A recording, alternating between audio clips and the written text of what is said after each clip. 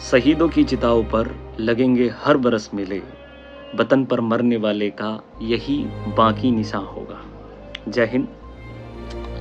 This is 23 March 2025। It is very special day. सही मायनों में तो ये एक शहीद दिवस है। आज हमारे देश के 3 क्रांतिकारियों ने, नौजवानों ने हमारे देश के लिए शहादत दी थी। शहीद आजम भगत सिंह, राजगुरु सुखदेव। कुछ किरदार इतिहास के अंदर ऐसे होते हैं जिनको हम ये नहीं कह सकते कि उनकी प्रासंगिकता सिर्फ इतिहास में है, वर्तमान में, अपितु कुछ की तो भविष्य में भी होती है। भगत सिंह उन्हीं किरदारों में से एक है जिनकी प्रासंगिकता न सिर्फ वर्तमान में है बल्कि भविष्य में रही है। इतिहास के एक छोटे से अल्प ज्ञान से मैं जितना समझ पाया हूँ अपने, 3 चीज़ें जो मुझे लगती हैं कि जिनकी कोई जगह नहीं ले सकता, उनको रिप्लेस नहीं कर सकता इतिहास के अंदर, भारतीय इतिहास के अंदर, तो उनमें सबसे पहले मैं भगत सिंह को ही रखता हूँ। भगत सिंह को रिप्लेस करना इतना आसान इसलिए नहीं है क्योंकि जिस कम उम्र में भगत सिंह ने समाजवाद की परिभाषा दी है, क्रांति की परिभाषा दी है, जिस कम उम्र में उन्होंने एग्जिस्टेंस ऑफ गॉड को चैलेंज किया है, वो एक नायाब चीज़ है। हमने भी बहुत चीज़ सीखने पढ़ने के बाद में, काफ़ी उम्र अर्ज करने के बाद में, तब जाकर इन चीज़ों को हम समझ पाए कि समाजवाद क्या होता है, क्रांति क्या होती है, आज़ादी क्या होती है। लेकिन जब भगत सिंह की बायोग्राफी हम पढ़ते हैं, भगत सिंह के बारे में हम जानते हैं, तब हमें पता चलता है कि भगत सिंह बहुत कम उम्र में ये चीज़ें समझ गए। एक कैंडिडेट, एक ऐसा नौजवान लड़का जो व्लादिमीर लेनिन को अपना गुरु मानता है और इस देश की सभी समस्याओं पर जितना हो सकता था उसने प्रकाश डाला, जितना हो सकता था।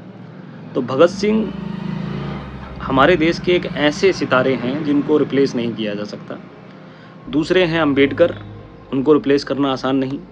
और तीसरा है हमारे देश में कोहिनूर हीरा। दीज आर द 3 थिंग्स, जितना मैंने पर्सनली व्यक्तिगत रूप में जाना इतिहास को, कि इन 3 चीज़ों को जो है भारतीय इतिहास से आप रिप्लेस नहीं कर सकते। उसे वो किताबों में नहीं है, वो मतलब लोगों के पोस्टर्स में नहीं है, लोगों के व्यक्तित्व में नहीं है। वो ये जितने भी लोग हैं, ये जितनी भी चीज़ें हैं, ये हमारे देश की नब्ज़ में है, पल्स में है। इसलिए ये चीज़ समझना है। और चूँकि मेरा संदेश देने का सिंपल सा एक मेथड, मतलब एक जो मोटिव है, वो ये है कि भारतीय युवाओं को, जिसके अंदर बहुत ऊर्जा है, इसमें हमें कोई दो राय नहीं है कि भारतीय युवा में ऊर्जा नहीं है। आज की डेट में मेंटल स्टेटस और IQ लेवल अपग्रेड हुआ है, इसमें कोई दो राय नहीं है।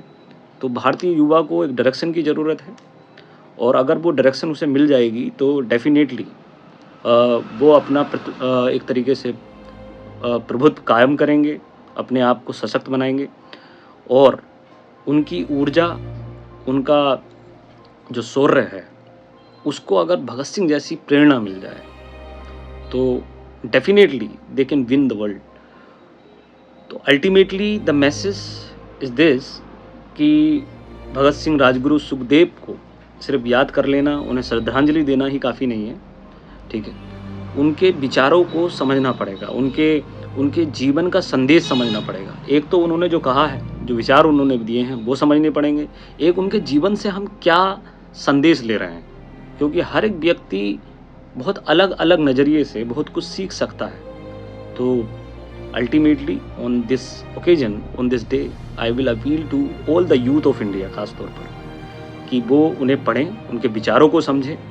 और बहुत कम शब्दों में भगत सिंह ने बहुत सारी चीज़ें क्लियर की हैं। समाजवाद क्लियर किया है भगत सिंह ने, ठीक है। आप बहुत बड़े बड़े विद्वानों को पढ़ेंगे, उससे बेटर है कि आप भगत सिंह की नज़र में समाजवाद पढ़ें। और भगत सिंह ने नास्तिक, मैं नास्तिक क्यों हूँ, अल्टीमेट लिटरेचर उन्होंने लिखा है ये, कि मैं नास्तिक क्यों हूँ। उसका जो रीज़न उन्होंने दिया है कि ये किताब जो है, एक छोटी सी पतली सी किताब है, मैं नास्तिक क्यों हूँ, वाई आई एम अथिस्ट।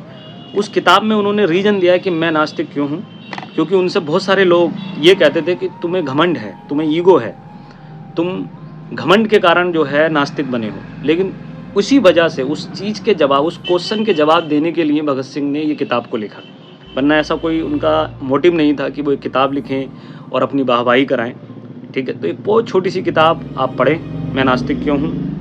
आप भगत सिंह की नज़र में समाजवाद को समझें, भारत की आज़ादी को लेकर उनके क्या मतलब कि उनका नज़रिया था, ठीक है। उन्होंने ही कहा था कि कुछ नहीं होगा आज़ाद अगर हम हो गए, गोरी चमड़ी के लोग चले जाएंगे और ब्राउन चमड़ी के लोग आ जाएंगे, लेकिन रूल तो वैसे ही चलेगा, ठीक है। तो जो गहराई इस स्टेटमेंट में है वो चीज़ हमें समझनी होंगी। क्या हम गरीबी से, बेरोजगारी से, भुखमरी से, अपनी जो दैनिक समस्याएं हैं उनसे आज़ाद हो पाए आज भी? ये क्वेश्चन 1931 में रेज कर रहा है कोई कैंडिडेट, तो आप समझिए कि किस तरह से हमारे जो चीज़ें हमारे पास में हमारे सामने रखी रहती हैं और हम उनके संदेशों को नहीं समझ पाते। आज किसी भी कैंडिडेट को कहीं पर भी अन्याय होता है, किसी भी तरीके का कोई विरोध या क्रांति का भाव होता है, उस हर एक व्यक्ति के अंदर भगत सिंह जिंदा रहता है, ठीक है। इनकलाब सिर्फ एक शब्द नहीं है, वो एक आत्मा है जो हर किसी के अंदर छिपी हुई है। तो वो जो क्रांतिकारी चीज़ें हैं, जब आप पढ़ेंगे, समझेंगे, तो उससे कनेक्ट कर पाएंगे। तो यही अपील है। Thank you so much. जय हिंद।